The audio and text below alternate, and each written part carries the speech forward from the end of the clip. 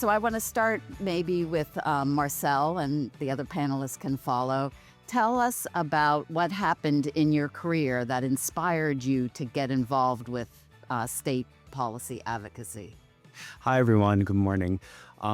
It's a great question. So I grew up in New York. I practiced in New York. I work for the VA. The VA is full practice authority in all 50 states, including Guam.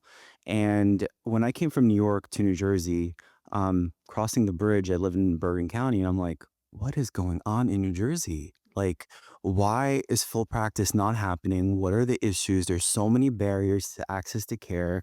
I started practicing in psychiatry here, and nobody's seeing kids. Nobody wants to, take on kids. A lot of nurse practitioners are not really being trained with this quote unquote collaborator that we have.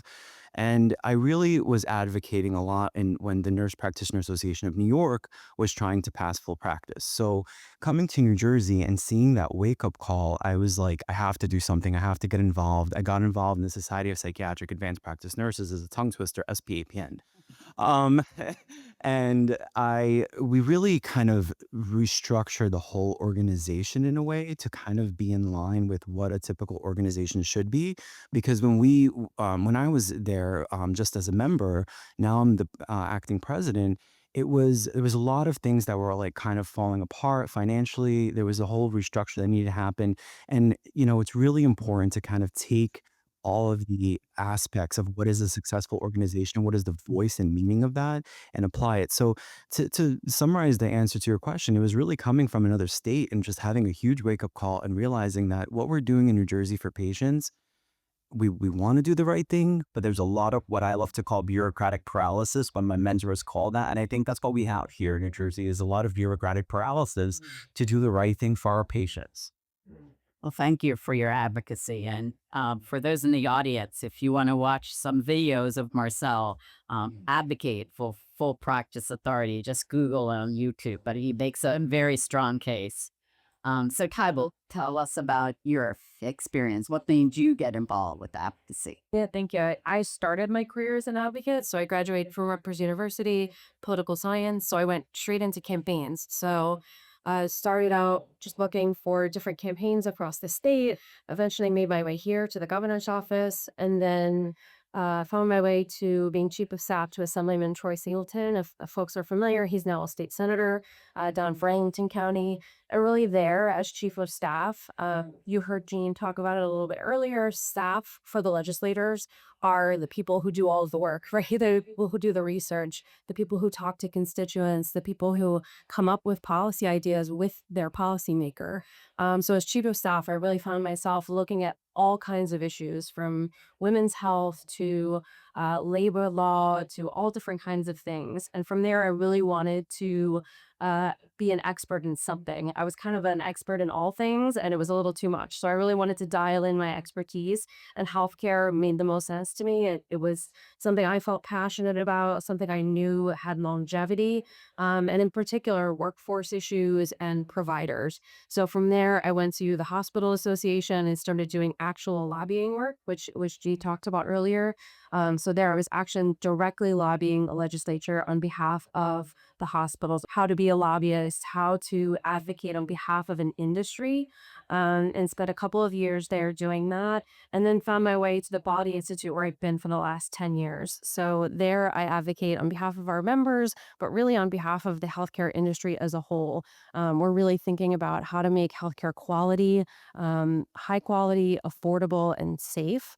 So really it's healthcare for everyone. So that includes nurses, physicians, health insurers, hospitals, et cetera, et cetera. So kind of came full circle from my campaign days and being an advocate on the ground to really thinking about policy and how it affects everyone in New Jersey in terms of their profession, in terms of how people are cared for.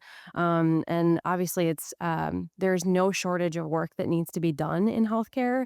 So I find myself always having something new to work on, always having something new to strive for in healthcare. So I know we're going to talk about a lot of that, but I've been an advocate my whole career, essentially, for healthcare. Wow, thanks for telling us about your career journey. That sounds exciting. And Rose, tell us about what made you get involved with advocacy? First of all, thank you. I'm so honored to be here. I'm honored to sit here amongst these panelists. So as Tyler came to this early in her career, I came to all this very late in my career. So I was a practicing nurse, and as you know, according to my bio in peds, and I did clinical research, always pediatric. So I worked at CHOP, I worked for Pfizer doing clinical research, and then I became a school nurse. And I just loved every one of those practice settings. And in each of those positions, I just found myself, I had always had a lot of energy and enthusiasm. So if someone, if there was some cause, just something going on in the landscape to kind of influence, I was always willing to just step up and help. And I was really a helper. I really wasn't someone who really led the charge, but I was a big supporter. I was willing to do the background, do the research, go to the meetings, partner with people. And I think that that was my strength, was that I'm kind of a collaborator. And I in my school nursing position, I became very connected in the community, like with the politicians, with the different, municipal agencies like the police department. And I became very involved in the county, and I was on the Medical Reserve Corps. And I guess people started to see me as someone who showed up. I really think that's what it was. I wasn't doing anything fabulous, but I was like reliable, and I was there. So I was asked for my opinion many times, and I was interviewed for like the newspapers, would interview me. And also I come from a background where I'm a big believer in joining professional associations. So, I'm a member of Sigma Theta Tau. I'm a member of this, local school nurse association, the state, the national. And I just felt that in my role as a part of the associations, I just so admired the people who spoke up and advocated for whatever, the issues were. So I guess I was very receptive to doing that when I was approached.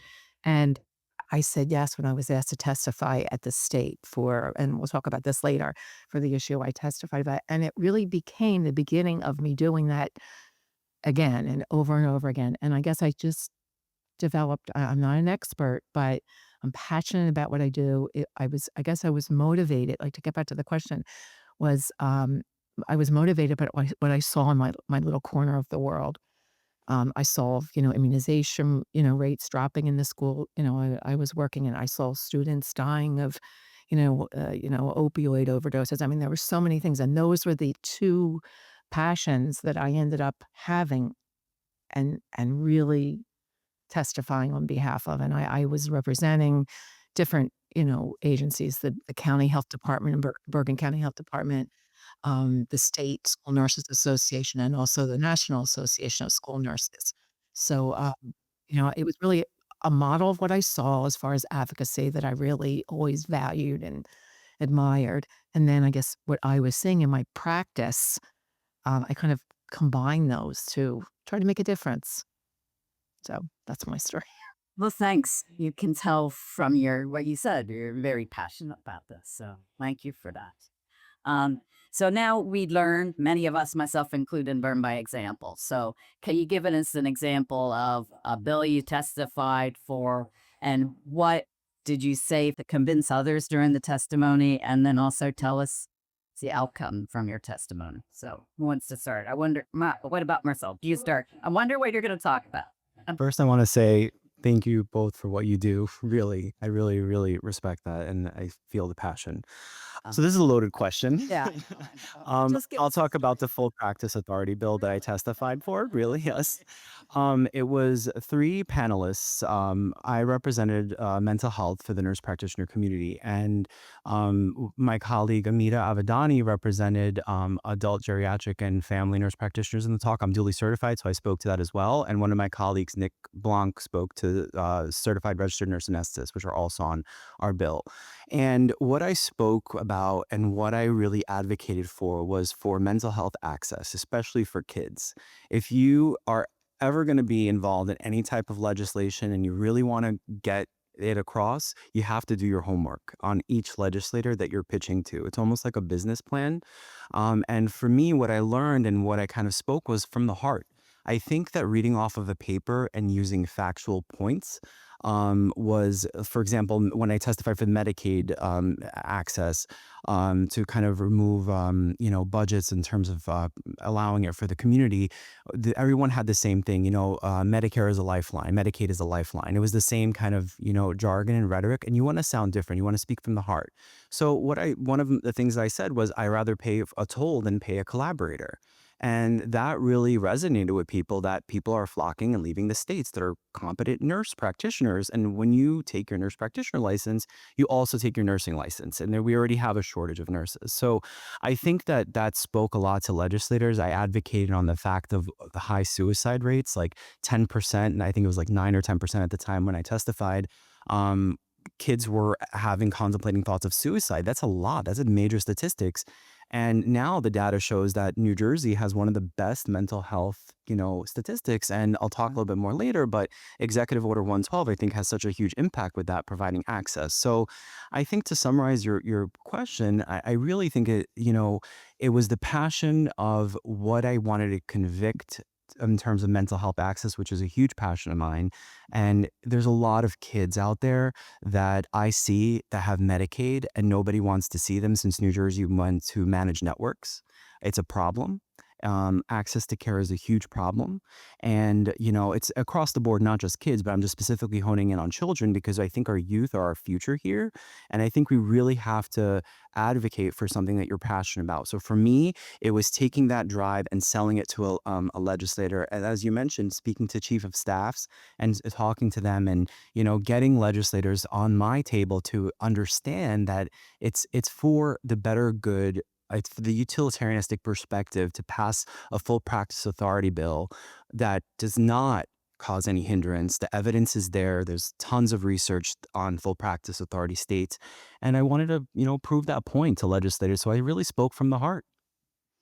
Well, thanks, Marcel. And we know the outcome. The bill is still pending, and we we're optimistic, maybe in lame duck it will pass. Otherwise, it has to be reintroduced, because every 2 years in New Jersey, the bills have to be reintroduced. And just as another side note, I consider myself a legislative junkie, because I will listen to the testimony. It is recorded, and you can go afterwards and listen to it, and it's very exciting. I think during that testimony, I remember Senator Vitale saying, "We get this, we know this," and it passed out of the Senate, but that's where it remains. Yes. Um, at any rate, so tell us about your experience testifying. Sure. And that's a really good point. I go back and listen to testimony too on certain bills because it really helps. Even if you're in the room here, it can get very loud and crowded and hard to hear people. So definitely go back and check out testimony online. It's much easier to hear and really get people's points across. So I thought I've testified on dozens and dozens of bills over the years. So I thought I would tell you about something controversial because that's more fun and it's random bills that I testified. So when I was working for the Hospital Association many years ago, I testified against nurse staff ratios in nursing homes. So that I would consider to be controversial because obviously now we know there are nurse staff ratios in nursing homes. So at the time, I wanted to share this example with you because you're people, especially from organizations who have contract lobbyists, aren't always testifying for or against a bill to advance or kill the bill. You can also be testifying on a bill because it's an opportunity to talk about something that doesn't get talked about enough. So on that particular bill, we were not against nurse staff ratios in nursing homes. We wanted to testify because there was no resources being put forward to actually recruit, retain, and advance these nurses. So where are we getting the nurses from to actually create the staff ratios? So in that instance, it was an opportunity for us to have a platform, to have a microphone, to actually come forward and say, let's advance, loan redemption. Let's advance other resources where people can actually utilize these careers. And we have a better pipeline of nurses to actually take these jobs and stay in them. So I think that was just a good example of an area where later on in my career, I testified for nurse staff ratios. So just this opportunity and being in front of the legislature. Jean said it earlier. There is a process and there's a respect to be had for what's going on here.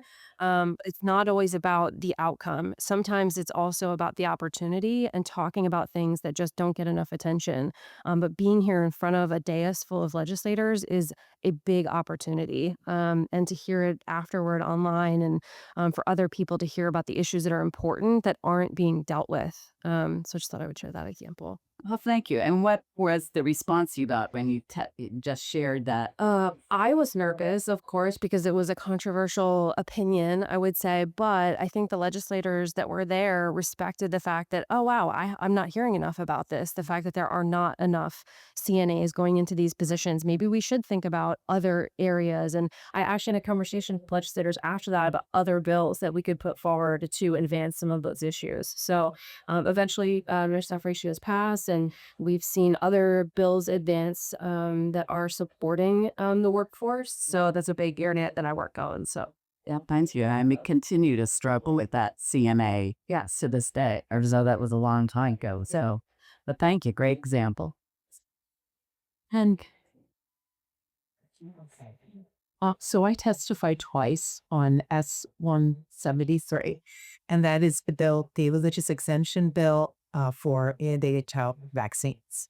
So the first time I testified was in 2018, and I was part of a group. I was not on myself. So I was part of the State Nurses Association, and I testified with our current and the executive director at the time, our president, and our legislative team. So there were five, the two chairs of the legislative team. So there were five of us testifying. And it was an experience like no other. Let me say, it was very contentious. It was, I didn't know what to expect. I was very nervous. I knew that I was very on board with testifying because of what I was seeing in my community, in my little town of Hillsdale. And then I also was very involved at the county level. So our immunization rates were dropping. So in 2018, I was nervous. I went, everything, we each of us spoke. I think we had like 2 minutes to speak. We had the process, right? You have to follow the process.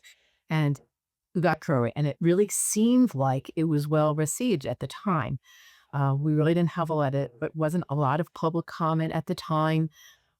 We left feeling like, okay, our position, is to maybe appreciate one, the position that we took. What we were trying to do was to clarify and codify religious exemptions in an effort to minimize inappropriate ones. Like there were a lot of philosophical exemptions, really, but they were, offered at New Jersey. So most people who were going for exemptions, the parents, were going for religious ones.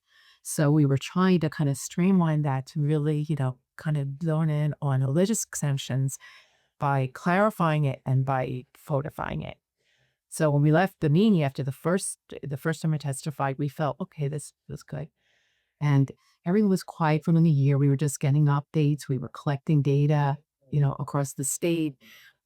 We're very great. I'm very thankful that we have our the standards and practices chair for the State School Nurses Association is also she works at the national level, and she is part of the data collection team, like developing a data set for school nurses so that we can advocate for not just school nursing, but, different public health programs, community health, because school nursing is public health and is community health.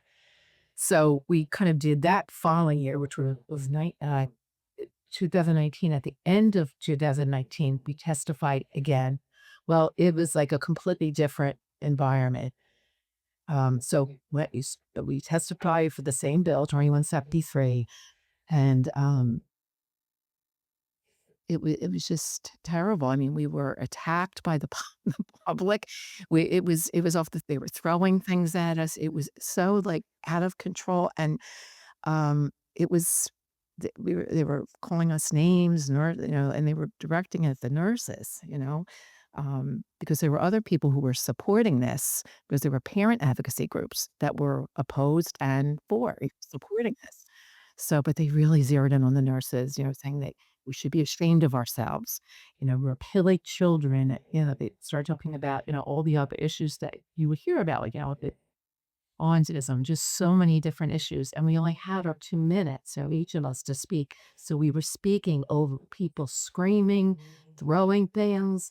When we walked out, our executive all forward now, or readable dictate, but no one was listening. And then the executive director on the way out was tripped and she fell. It was just, we want that to testify. Yes.